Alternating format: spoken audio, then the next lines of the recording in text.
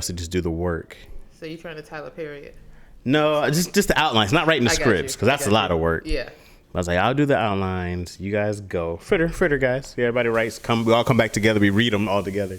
And how do you just assign episodes, or how does that work? Yeah, I just kind of find like, hey, this is a younger tone. Let me give it to my younger guys. Or I had these twins. Actually, you know one of them. Yeah, I talked to her this week. We were like, small world. Yeah. So I had them do a script that was super family based. It was more of a drama. There's two of them. So and they're drama writers. So I was like, no, just make it as dramatic as you want. We'll always add the comedy later. Okay. And the note we got back was add jokes. Okay, great. I mean, I already knew that, you know. Yeah. So I was like, they wrote a very good. Because they were like, oh, soap opera. I was like, yeah, I was thinking we can always make it fun. It's always easier to add jokes at the end. Sure.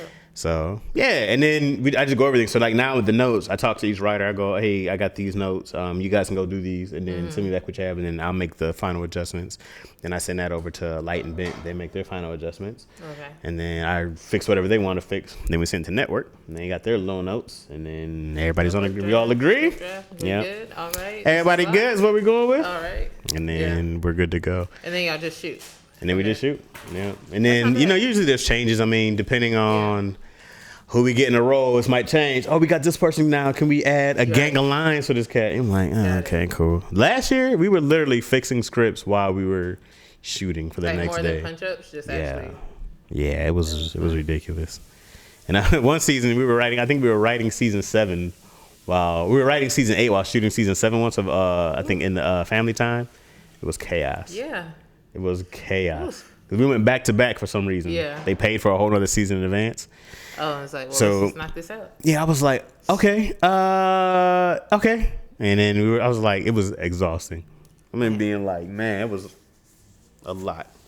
I think you took me out at writing all the outlines. I don't like writing outlines. It gets easy. It gets really easy when you find like, because I do all the story arcs, right? So once I know the story arc, I go, for the season. I go, here's the season arc. So I know I need this. Here's my big breaks. And then you can have your fun stuff in between. But I know we need these. Once you break it down from there, it's really easy, because then it's just like, right, first episode, we know this is going to happen. Right. Last episode, I know this is going to happen. So how do we get there from there? You kind of have a formula. Yeah, it's just, you just go, we got to get here, right? I know we just ended here, so I just planted the season ahead, right? I know by season 2 we want to start here. Right. So by the end of season 1 we should do this. So season 2 takes us off. So we just got to get here. Right, we got to get it here. So now we know the first episode. I always know what we're doing, like a pilot. Okay, I know it's introducing the show, right? So by the end of season, where do we want to be by season 2? That's the question. Right. And then I do that, and so then now I go back. I'm like, okay, great. I have a season arc for 2 already. Right. So now we can go back in. Okay, I know this person's gonna go. We're gonna show his ups and downs here. Season 2, this guy's gonna fall in love. So let's kind of put this interest here. You know what I mean? Yeah. Like, that makes sense. So do you ever come to a place like seasons down the line, you're like, I should have planted that earlier? Like, you come up with an idea. Yeah, you would like to. Yeah. If you don't, it's okay. Right. Yeah. It's okay, but yeah, if you're that far ahead, that's dope. Yeah. People are like, oh my god, they set that up. And like, I think like great shows, I see like sometimes they'll have like Easter eggs that they planted in episodes. Those are most dramas season. Though. Most dramas do that. Dramas. Yeah. Sitcoms don't have to do. No, I mean most dramas are so well thought out and planned over some seasons. Just be like, how'd you think about that? Yeah, no, we don't do any of that. How'd you remember to go back to it? We do none of that. Or like if we talk like a character who's now, especially with like kids when they're older. Yeah. Like, let's bring back this grown up now. Yeah. Like that's fun. This kid was how old? He was 8 when this kid's 16 now. Right. Let's bring them back. And then, hey, what happened to you? You were such and such. We do stuff like that, but that's cool. That's fine. Yeah. Yeah. So yeah, I mean, it's just that, and then outlines are easy. Outlines are just, you find your act breaks of the episode, right? The most, I know this is, our act break is the biggest moments. How are we going to end the show? And then where the conflict comes to a head. Right. Right. Oh, she says something about her. She over here talks about her mama. Why would you say such a thing? They walk off, act break. How we resolve? I don't know. She makes a promise. I don't know, something stupid. That was a horrible pitch. But once you find your act breaks, then you know how your show's gonna. We know the emotional part where they beef, and then we know how we're gonna resolve it. That's the whole show. When you read some like in this episode, Judy finds out that Don was really her father the whole time, but things come to a head when blah blah blah blah. Yeah. That's act break result. Yeah, that's the entire story. So once you know that, you go like, oh, this is easy. Yeah. And then you just write it out, and then I'll beat out a story. I'll be like, okay. You just kind of do the beats, okay, I know scene A, we're going to see this, this, and this. Scene B, this, this, this. Scene C, does that all track? Then I'll do a bigger, more thought out version. And then if I go to script on my outline, it's usually somewhere between 7 and 10 pages to try to get somewhere between 35 to 40. Right. And then, but like a regular beat sheet, a couple pages. Would you ever start a script out, like a pilot? Like you have a pilot idea, you have would you ever set to write that out without having the whole episode, not the An whole outline? season, set out to write a episode or outline without having the season planned? Like, you know. Me? Yeah. What I would do is, so I would always do a deck first, a Bible first. So I have all my characters. I have all my, I have my log line synopsis. I have all my characters. I have episode ideas, and I have season arcs probably already in there. At least 3 season arcs, right? So when I'm building my deck, I kind of already know, because a lot of people, when you pitch it, they want to know where you're gonna go. Right. So I'll tell them, like, in the season arc, here's a couple ideas for episodes, and here's the arc. This leads to this leads to that. So by season 2, we're here. And then I'm like, in season 2, you'll see blah, blah, blah, blah. So when I write my pilot, the pilot's the last thing I do. I build my entire world first, where I want to go, and then I write my pilot. I say that while Dion's sitting there, because I feel like we have like at least three shows where we have a pilot written. Yeah. And I'm always like, so where are we going here? What's this character? Dion's like, let's just write it. Yeah. So I just wanted to say that as a... No, I can't do it. It's not the way I was taught. So it's really backwards to me, because I feel like one of the things that I learned, I was trying to write a movie once, and I was stuck. And I talked to this dude, and he was like, if you get stuck in your script, he's like, you probably don't know your main character that well. And he was like, you got to know your character in and out, because once you know your character, the temperament, what they would do, you already know the answer of how they would respond to a situation. Yeah. He was like, so you can't be stuck if you know your character.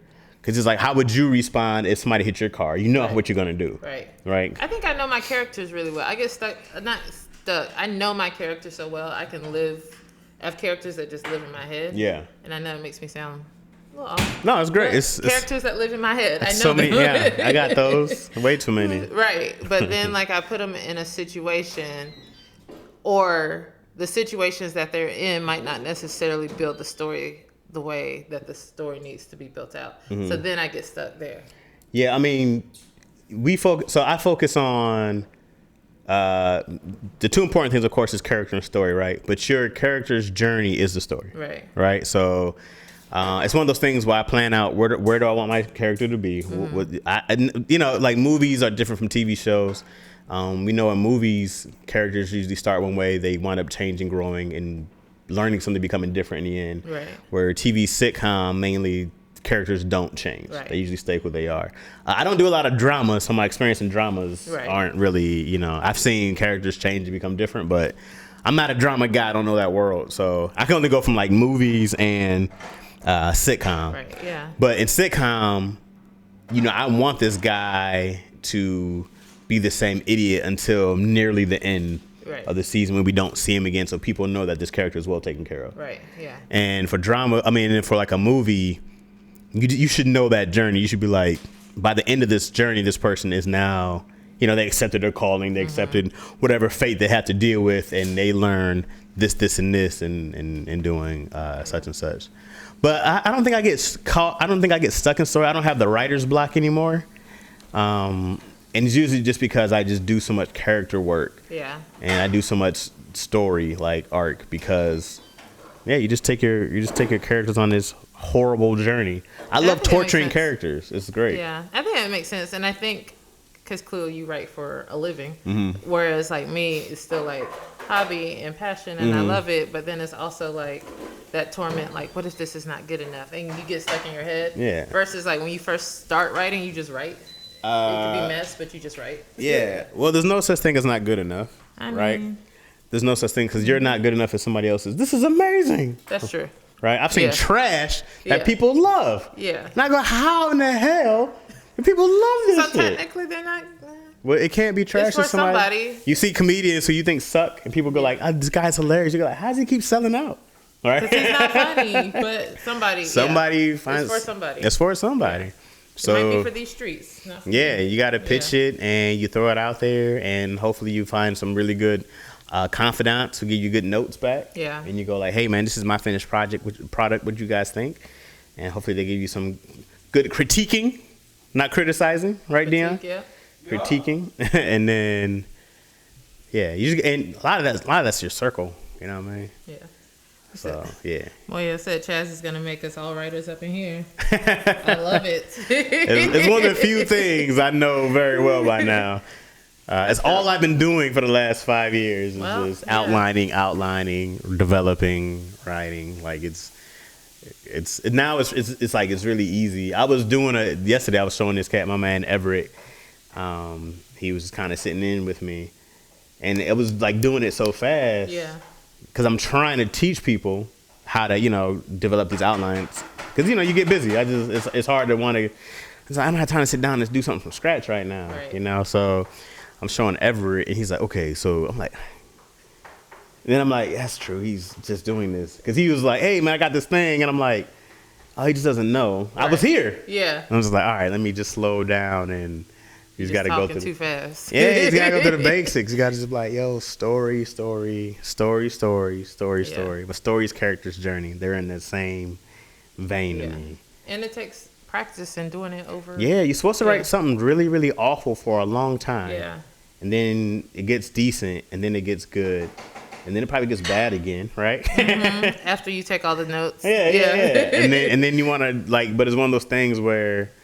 You got to have patience with yourself for writing. They always say writing is rewriting, right? So that it's never done.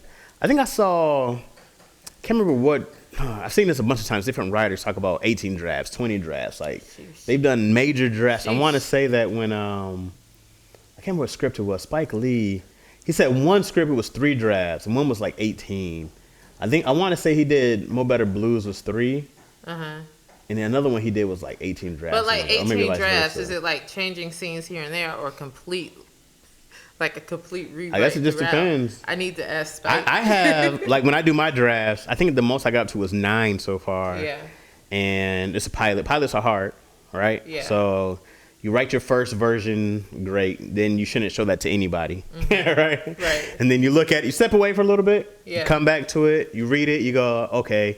And then I look for things. I look for, is it emotional impacts here? I look for, is it funny? Does it mean something? What's the story? What am I trying to convey? Mm-hmm. I try to break all these things down.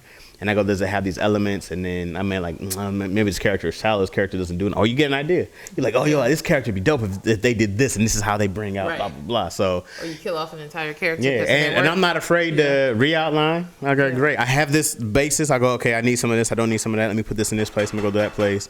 All right, that's trash. I knew that was bad when I wrote it. And then you just... Do you have a schedule? Like, today I'm starting at 9 o'clock writing. You just write. Yeah, my motto is do a little bit a lot.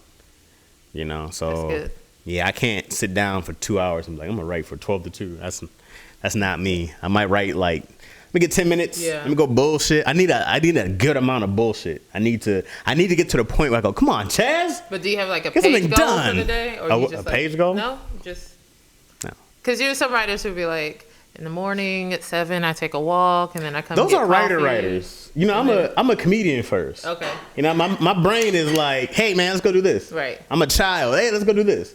So I have to be in between my bullshit. I'm like, all right, let me sit down and. I feel like you're living the best life. I have a pretty dope. That sounds great. I have a pretty dope. It doesn't sound tormented. No, it's like I said, it becomes work when we're on the clock, and I go well, I just have to get this stuff done, and I really only work a few times a year. So when I have to really lock in, it's not often, and the rest is just building and developing. And I love it. Not spending your money on dumb shit, so you can do that. Yeah. Yeah. Well, I gotta ring that in.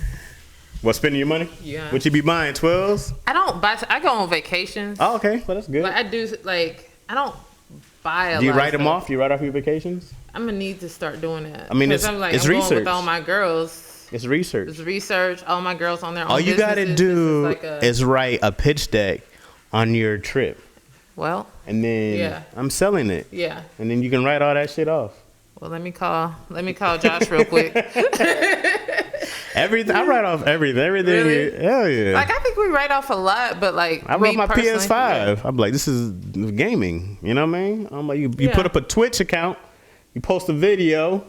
I'm a professional gamer now. Call my tax guy. I write off everything. I took 5 trips last year. Can we write all of these off? And you need good vacation. That's all just experience. Yeah. Like, you need those. Like, cause different cities that you've never been to, or just moments and things that happen while you're on vacation, or just like clear mind. That's how I get when my life is going good. I have no jokes. Yeah. I got nothing. I'm like, all right, my life is fun. It's good. Right. It's really boring. I have nothing to complain about. But when my life is crazy and it's awful and something bad happens, I go, that's hilarious. Man, and then I'm like, oh, I feel inspired. So you need a little drama.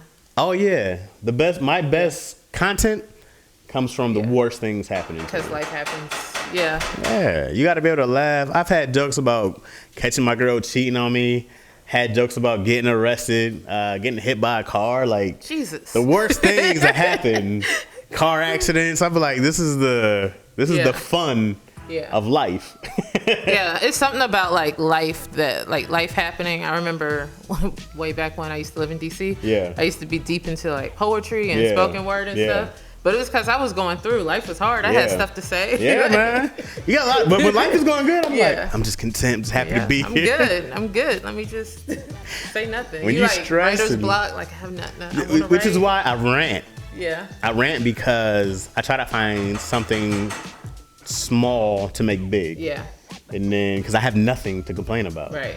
So now I just rant about shit until I find So you're just going to sound like an angry old man. I'm just an angry old man now. Like, you know what else I hate about Snickers? Life is going great. Chaz is ranting. I got nothing else to make fun of. I'm like...